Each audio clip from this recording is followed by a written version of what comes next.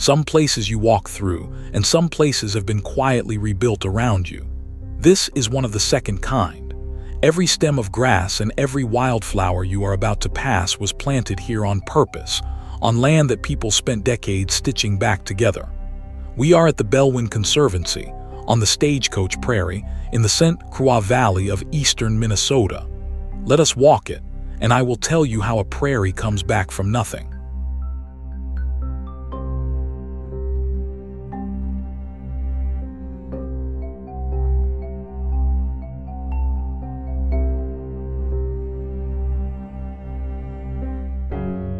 Belwin Conservancy sits just outside the small town of Afton, Minnesota, near the western bank of the St. Croix River.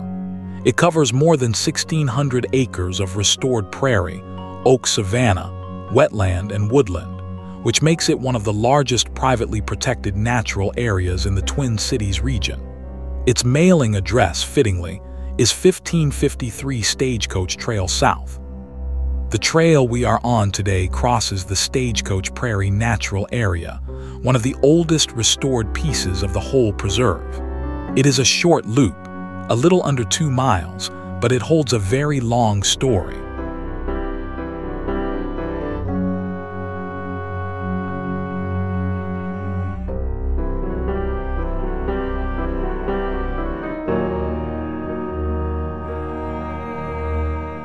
The first thing to understand about Belwin is that it is not a state park or a national forest. It is a private conservancy, funded by donors and run by a small nonprofit, and yet it is open to the public to walk for free. That model is unusual, and it comes straight from the intentions of the two people who started it. They did not want to own a private estate for themselves.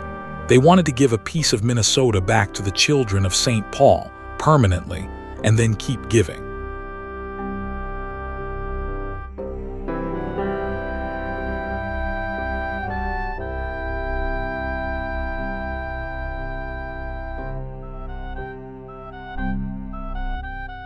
The Conservancy was founded in 1970 by a married couple, Charles Bell and Lucy Winton Bell.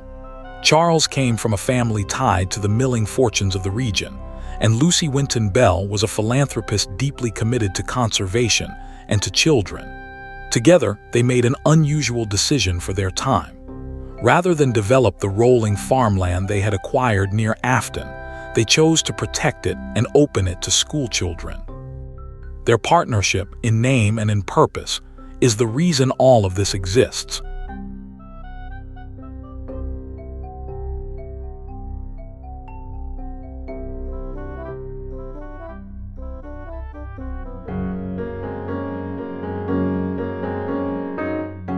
It began with a single gift of 225 acres.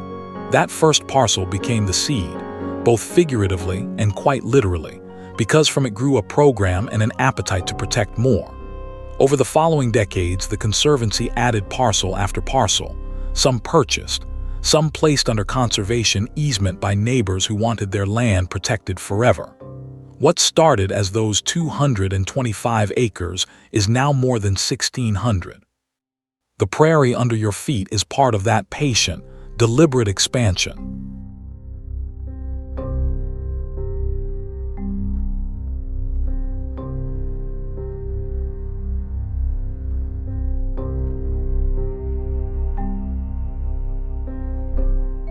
The name Belwin is not a place, and it is not a person. It is a blend of the two family names, Bell and Winton, joined into one word. It is the kind of quiet, personal touch that tells you this land was shaped by individuals rather than by a government agency. You will find those two names throughout the preserve, on the athletic fields, on the observatory, woven into a legacy that the founders clearly intended to outlast them. It is a monument made not of stone, but of restored living ground.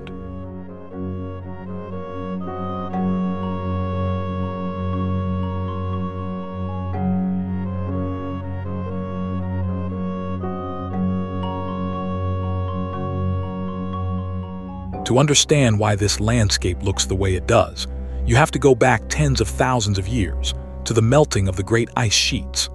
Between roughly 19,000 and 14,000 years ago, Enormous volumes of glacial meltwater drained through this region and carved the channel that would become the St. Croix River. The same meltwater left behind the rolling hills, the sandy soils, and the moraines that define this corner of Minnesota. The prairie here does not sit on flat ground. It rides the shoulders of ancient glacial terrain.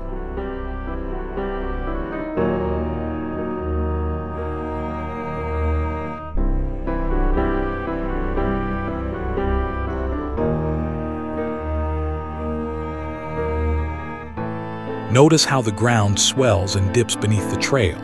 Those are not random bumps. They are the fingerprints of ice and water, the debris and outwash left as the glaciers retreated north. Prairie plants took hold on the drier, sandier rises, while wetter pockets in the low spots grew their own distinct communities. When you walk a restored prairie like this one, you are also reading a map of the last ice age. The land remembers what the ice did to it.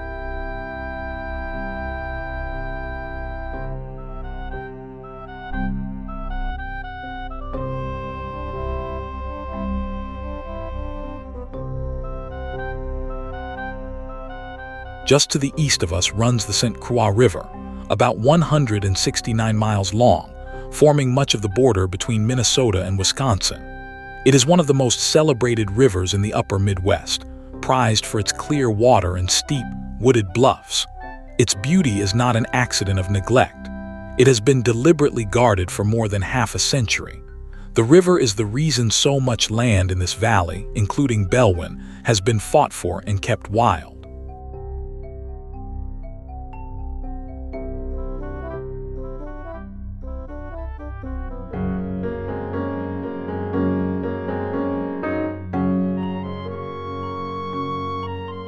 The St. Croix holds a rare distinction. In 1968, it became one of the original 8 rivers protected under the National Wild and Scenic Rivers Act, the very first group of American rivers granted that status. That protection helped set the tone for the whole region, an ethic that some places are worth keeping undeveloped forever. Belwin Conservancy is very much a child of that ethic. The prairie you are crossing is one more answer to the same question the river posed. What should we keep?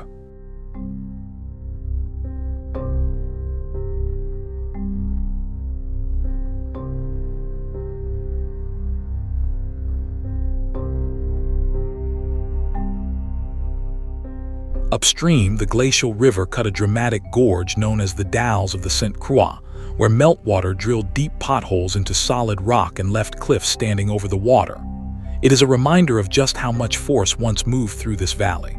Down here near Afton, the terrain is gentler, the drama softened into grassland and low bluffs. But it is the same story, the same water, the same age of ice. The difference is only how the land chose to record it.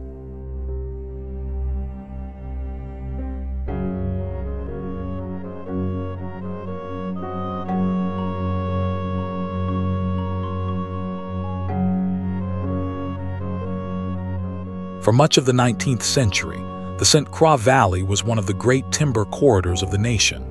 Loggers floated millions of logs downriver to the mills, and at narrow points the logs would pile into colossal jams. In 1883, one blockade was so severe it took nearly 2 months to break free. The jam of 1886 grew so enormous it earned its own nickname, the Jamatus Jam. The white pine that built cities like St. Paul came floating past this very valley.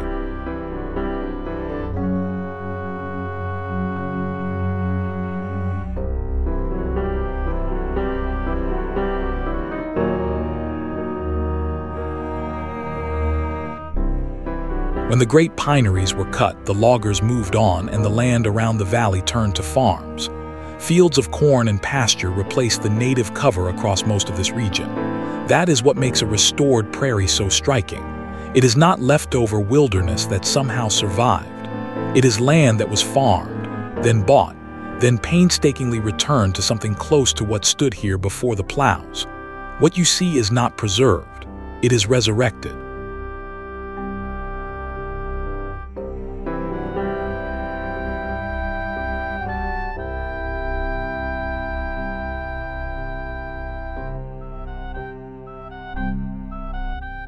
The nearest town, Afton, is one of the older settlements in Minnesota. The first settlers arrived in 1837, and the village was formally platted in 1855, with a post office opening 2 years later. Its old Main Street still holds 19th century buildings, including a hotel dating to 1867. Afton grew up where Valley Creek empties into the St. Croix, a natural landing and crossing point. It is a classic river town, small, historic, and shaped entirely by the water beside it.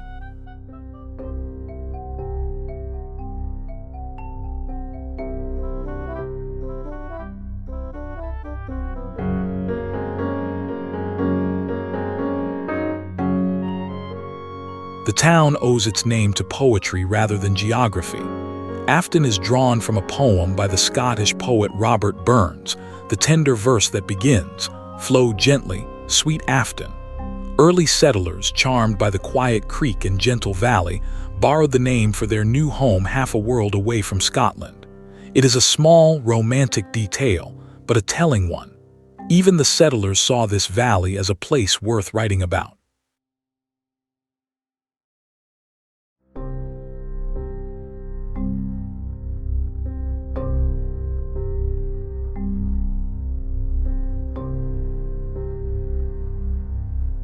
This prairie carries the name Stagecoach for a reason rooted in that settlement era.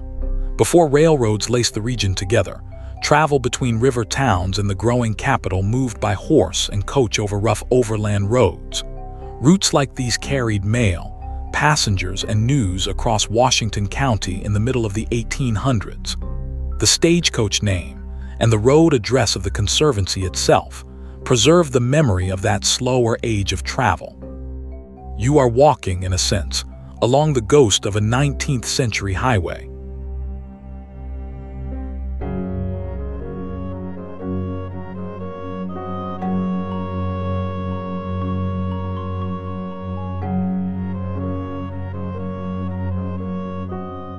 Now to the living heart of this place, the prairie itself. A tallgrass prairie is not simply a field. It is one of the most diverse and productive ecosystems in North America, a dense weave of grasses and wildflowers that can hold hundreds of species in a single acre. In midsummer, as it is now, the prairie throws up blooms in waves: purple coneflower, black-eyed Susan, blazing star, and bergamot, each with its season. Butterflies, bees, and grassland birds move through it constantly. A healthy prairie is not quiet, it hums.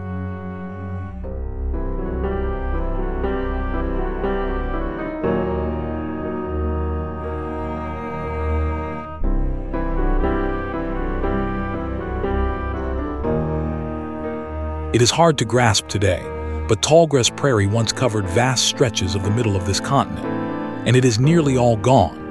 By most estimates, less than 1 to 4% of the original tallgrass prairie survives, with more than 95% plowed under for farmland since the 1800s. What remains clings to cemeteries, railroad edges, and steep bluffs too awkward to plow. That scarcity is exactly why restorations like this one matter so much. Belwin is not saving a common thing, it is rebuilding a rare one.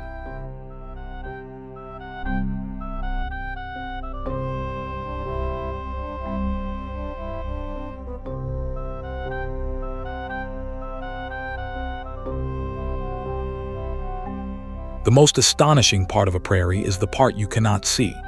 Beneath every square foot, prairie grasses send roots plunging deep into the soil, often reaching far deeper than the plants stand tall.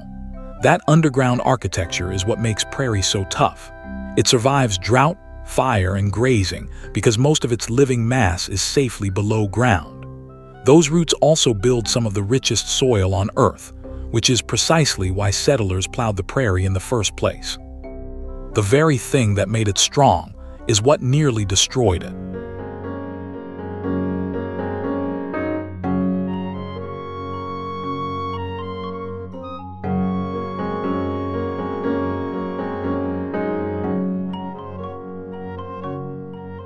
Restoring a prairie is slow, humble work. It means collecting native seed, removing invasive plants, and often burning the land on purpose, then waiting years for the community to knit itself back together.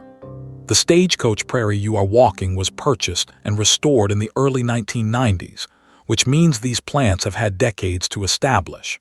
Some of the grasses around you may descend from seed gathered by hand and scattered on ground that was recently a field. Patience here is a form of conservation.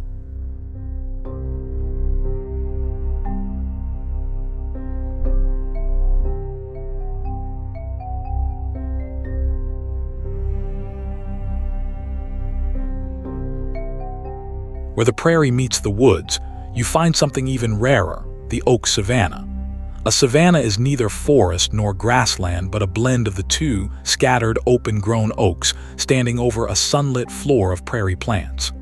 It once formed a broad transition zone across the upper Midwest, between the eastern forests and the western plains. Today it is one of the most endangered ecosystems on the continent. By some estimates, far less than 0.1% of the original Midwestern oak savanna remains.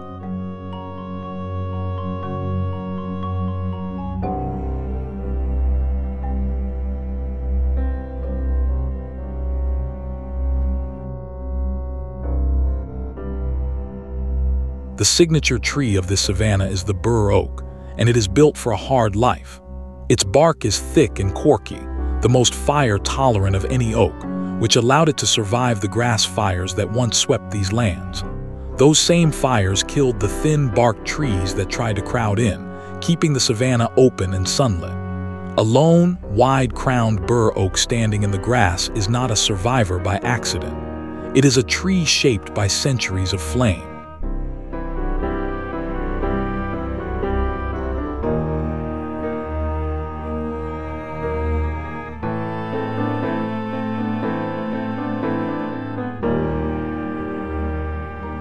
For thousands of years, fire was the great gardener of this landscape.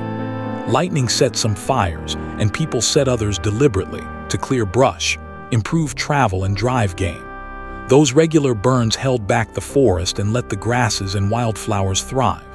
When settlers suppressed fire, savannas quickly grew into dense woods and prairies vanished under brush. So today, stewards at places like Belwin bring fire back on purpose. To keep this land open, they must occasionally set it aflame.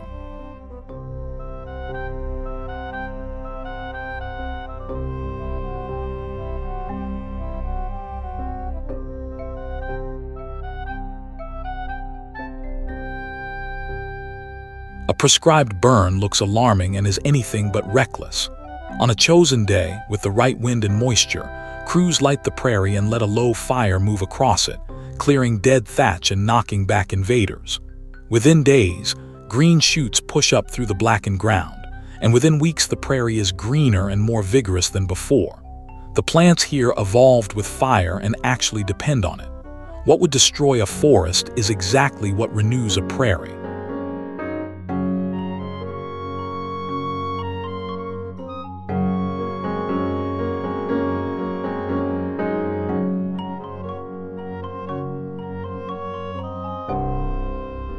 Fire was only half of what shaped this ecosystem.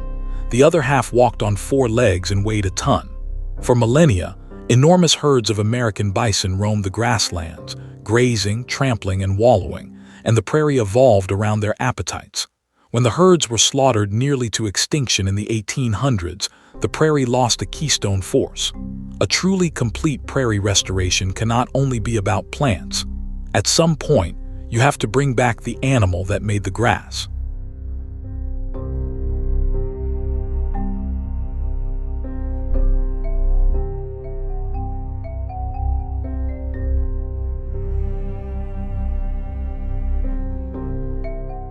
And that is exactly what Belwin did.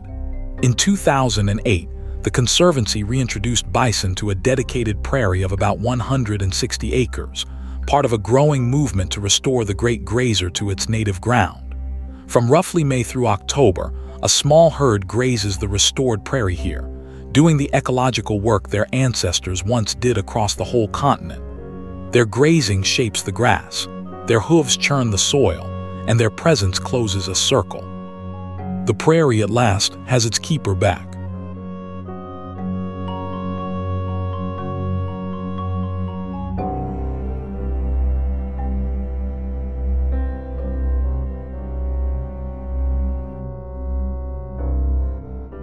Bison are the largest land mammals in North America, and watching them graze restored prairie is like glimpsing the continent as it was 2 centuries ago. They are not livestock and not a petting zoo. They are wild grazers doing a job, and the Conservancy manages them as an ecological tool as much as a spectacle. Their selective grazing opens patches for wildflowers and grassland birds that pure grass would crowd out. Every mouthful they take is, in its own way, an act of restoration.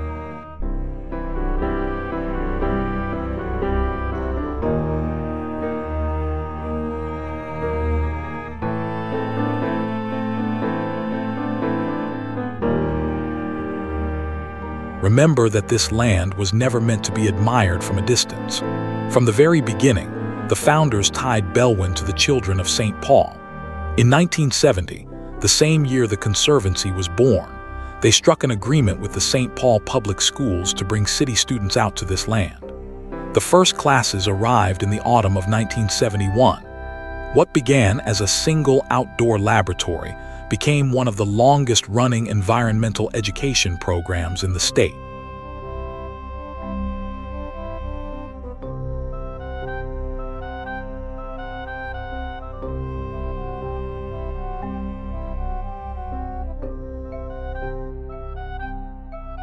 The scale of that education mission is genuinely remarkable. Since 1971, more than 600,000 children have come through Belwin's outdoor science program. Today, roughly 10,000 St. Paul students visit each year, many of them setting foot on wild land for the very first time. For a city child, standing in a prairie taller than they are, or watching bison graze, can change how they see the world.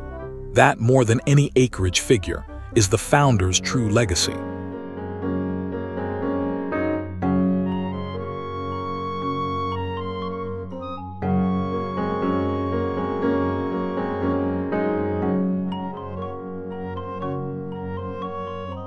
Belwin protects more than the ground. It protects the sky above it. Around 2009 and 2010, the Conservancy built an observatory on the preserve, giving students and visitors a place to study the stars far from the glare of the Twin Cities. Out here, away from streetlights, the darkness itself becomes a resource, rare and worth guarding. A restored prairie by day becomes a window on the universe by night. Conservation at Belwin reaches all the way up.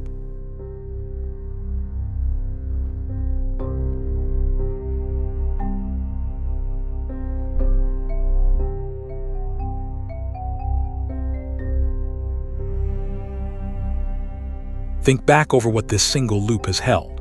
A love story folded into a name, a gift of land that multiplied sevenfold, a river saved, a prairie rebuilt, a savanna kept open by fire, a lost grazer brought home, and generations of city children given a first taste of the wild. All of it grew from 2 people who decided that some ground is worth protecting forever. The Stagecoach Prairie is small, but it carries an enormous idea. Land can be given back.